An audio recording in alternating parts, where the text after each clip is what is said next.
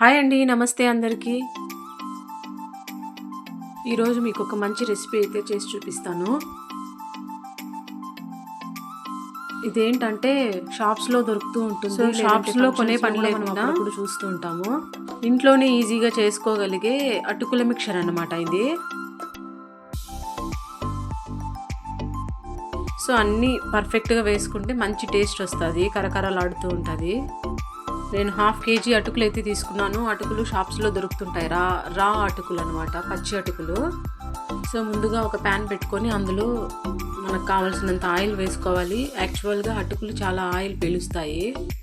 తర్వాత అవి ఏదైనా ఉంటే క్లీన్ చేసుకొనేసి మనకి ఎంత కావాలో అంత ఒక్కొక్కసారిగా వేసుకొని ఫ్రై చేసుకోవాలి. అవి కొంచెం రెడ్డిష్ కలర్ రావాలి. చూడండి, ఇలా వేసాను. కొంచెం రెడ్డిష్ కలర్ వచ్చాయి. అలా రావాలన్నమాట. సో, అవి ఫ్రై అయిన తర్వాత వేరే పాత్రలోకి తీసుకోవాలి. ఇవి యాక్చువల్గా చాలా బాగుంటాయి టేస్ట్ అయితే. మీరు ఒకసారి ఇంట్లో ట్రై చేసి చూడండి, ఎలా ఉందో కమెంట్ చేయండి. ఇవి యాక్చువల్గా ఈవినింగ్ స్నాక్స్ లాగా చేసుకోవచ్చు. పిల్లలు స్కూల్స్ నుంచి వచ్చినప్పుడు, లేదంటే మనకు కూడా ఏమైనా తినాలనిపిస్తే అలా చేసుకొని ఫాస్ట్గా తినేయచ్చు అనమాట. ఇంకా అలానే మిగిలినవి కూడా ఆయిల్లో ఫ్రై చేసుకోవాలి. ఇవి ఎక్కువ ఆయిల్ అయితే పీలుస్తాయి. అప్పలాలు, వడియాలు మాదిరి. ఇది యాక్చువల్గా ఆయిల్ ఫుడ్.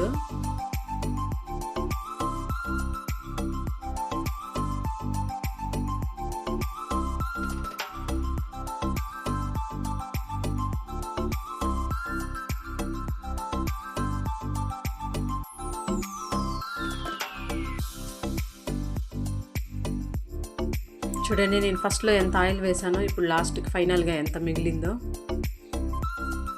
ఇంకా అన్నీ అయితే ఫ్రై చేసేసుకున్నాను. తర్వాత వీటిలోకి కొద్దిగా మసాలా యాడ్ చేసుకున్నాము. దానికి కావాల్సిన వచ్చేసి శనగగింజలు, శనగపప్పు, ఒక తెల్లగడ్డ, తర్వాత కరివేపాకు, ఎండుమిర్చి, ఉప్పు, కారం పొడి కొద్దిగా. ఫస్ట్ అయితే శనగగింజలు ఫ్రై చేసుకుందాం ఆయిల్లోనే. అవి కొంచెం రెడ్డిష్ కలర్ అలా వచ్చేలాగా కరకరలాడుతూ ఉంటాయి. అది ఆయిల్లో ఫ్రై చేసినామంటే మంచిగా టేస్ట్ వస్తుంది. అందుకనేసి ఆయిల్లో ఫ్రై చేసేది. ఈ శనగగింజలు, శనగపప్పు వేస్తేనే మంచి టేస్ట్ వచ్చేది. దాంతోపాటు వెల్లుల్లి కూడా. వెల్లుల్లి ఆయిల్లో ఫ్రై వేస్తే ఇంకా మంచిగా టేస్ట్ వస్తుంది. తర్వాత శనగపప్పు కూడా ఆయిల్లో ఫ్రై చేసుకోవాలి, కొంచెం కలర్ చేంజ్ అయ్యేంత వరకు. అది కూడా బాగా క్రిస్పీగా ఉంటుంది ఆయిల్లో ఫ్రై చేయడం వల్ల. అవి ఫ్రై అయ్యాక అందులో వేసేసుకోవాలి తీసేసి.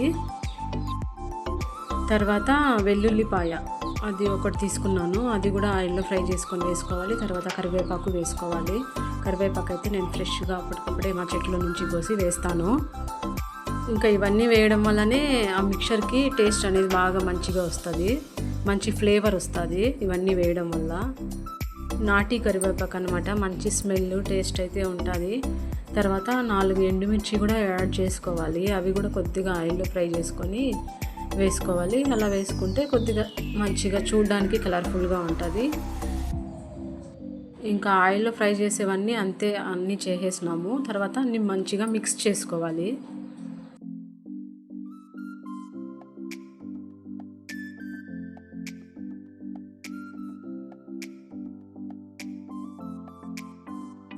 అంతే అండి.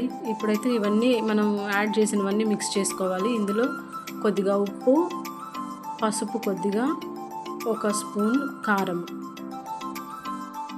మీరు ఇంకా ఉప్పు, కారం ఎక్కువ తింటామంటే మీకు ఎంత కావాలంటే అంత వేసుకోవచ్చు. నేనైతే ఇలా వేసుకున్నాను. ఇవన్నీ ఇంకా మిక్స్ చేసుకోవాలి బాగా. మనం వేసుకున్న ఉప్పు, కారము, పసుపు అన్నిటికీ బాగా కలిసేలాగా మిక్స్ చేసుకోవాలి. మనము అప్పుడే వేడివేడిగా పక్కకు పెట్టి ఉంటాం కదా. సో ఆ వేడికి ఈ కారము, ఉప్పు, పసుపు అనేది బాగా సెట్ అయిపోతుంది. వేడిగా ఉన్నప్పుడే ఇవన్నీ బాగా మిక్స్ చేసేసుకోవాలి.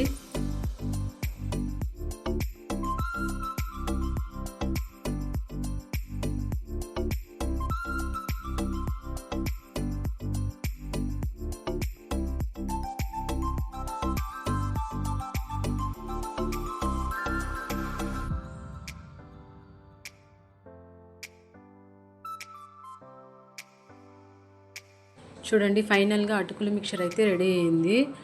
చూడ్డానికి చాలా కలర్ఫుల్గా ఉంది కదా, అంతే టేస్టీగా ఉందండి. నేను టేస్ట్ చేశాను కదా, నేనే కాదు మా పిల్లలు అందరూ టేస్ట్ చేశారు. చాలా బాగుంది, అన్నీ పక్కాగా సరిపోయాయి.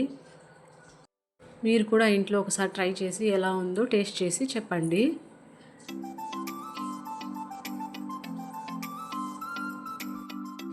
పల్లీలు, శనగపప్పు, వెల్లుల్లి వేసాం కదా, మంచిగా తింటుంటే కమ్మగా ఉన్నాయి.